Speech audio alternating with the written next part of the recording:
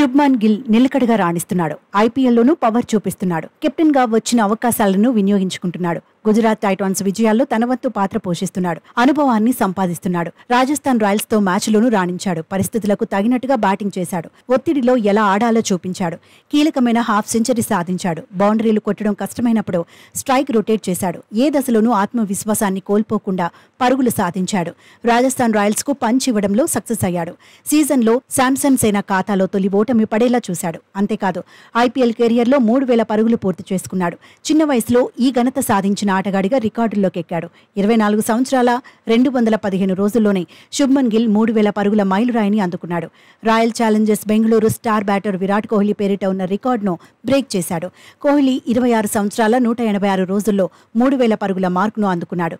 ఈ లిస్టులో Rajasthan Royals captain Sanju Samson 3వ స్థానంలో నిలిచాడు. సంజు శాంసన్ 26 సంవత్సరాల 320 రోజుల్లో 3000 పరుగులు సాధించాడు.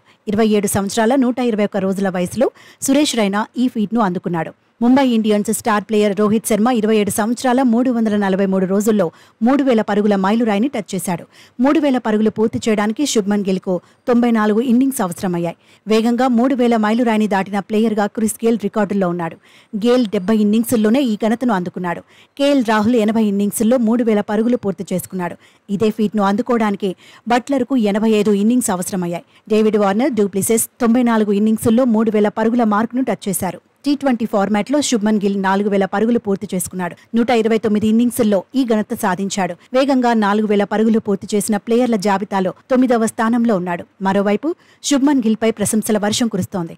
ఐపీఎల్లో ఒత్తిడిలోనూ రాణిస్తున్నాడని మాజీలు కితాబిస్తున్నారు. ఇది ఆరంభం మాత్రమే అంటున్నారు. కెప్టెన్ గా మున్ముందు మరో లెవెల్ చూపించే అవకాశం ఉందని అంచనాలు పెంచేస్తున్నారు. ఐపీఎల్లో కెప్టెన్ గా రాణిస్తే ఏదో ఒక రోజు టీమిండియాను లీడ్ చేసే ఛాన్స్ దక్కుతుందంటున్నారు. మొత్తంగా బ్యాటర్గా క్లాసికల్ టెక్నిక్, ఇన్నోవేటివ్ స్ట్రోక్ ప్లేకు కేర్ ఆఫ్ అడ్రస్ గా గిల్ నిలుస్తున్నాడు. కెప్టెన్ గాను తనదైన ముద్ర వేసేందుకు ప్రయత్నిస్తున్నాడు. అందరి చూపును తన వైపు తిప్పుకుంటున్నాడు.